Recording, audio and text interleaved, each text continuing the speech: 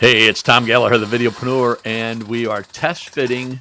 Well, Lynn's tacking up items as we're test fitting the frame inside the cab.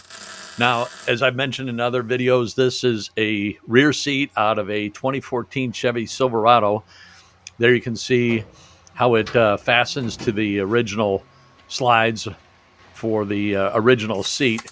And I'm 6'3", so we're trying to get the seat as far back as we can. We no longer have the cab gas tank, so we're trying to get the seat to fit as far back as we can, but we also are contending with the back of the seat hitting the wall and being leaning too far forward.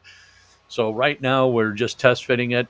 We end up not in this video, but we end up raising the seat up. We Lynn is, man, his attention to detail is amazing. I don't have the patience for this, but he wanted to test fit it and then figure out, okay, are we too high, too low, and then we can accommodate. And so we raised it up. We took this seat in and out, in and out, in and out. I don't know how many times, but we took it in and out a hell of a lot to get it to where it fits the best. Didn't want to have it too low naturally because I'm 6'3", and man, you think, okay, well, sitting low is cool, and it is, but man, if you take it on a long trip, and I love to go for long trips, and I'm talking, driving 8-10 hours in one day, headed out west, Route 66, that kind of stuff. And if you're sitting low, your feet are straight out, and it really kills your back. And I got a weak back as it is. I noticed it about a week back, and I want to sit up a little bit so my knees are my legs are bent at my knees. So we're taking all that into consideration. So we haven't raised it yet. He's just tacking it and getting it to sit properly, and then we determine that we want to raise it up.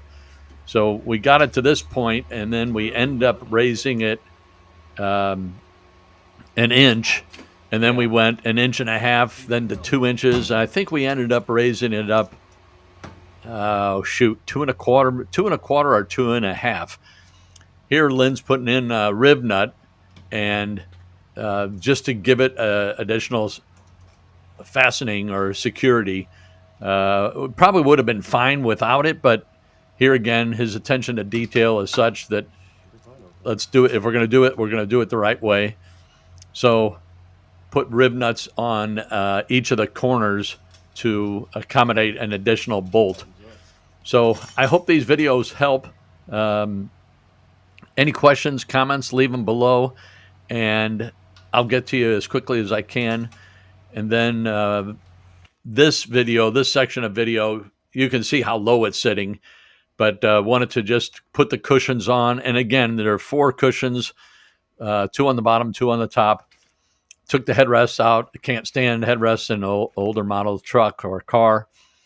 And then we're going to raise it up a bit. So thanks again for watching. Catch you on the next video.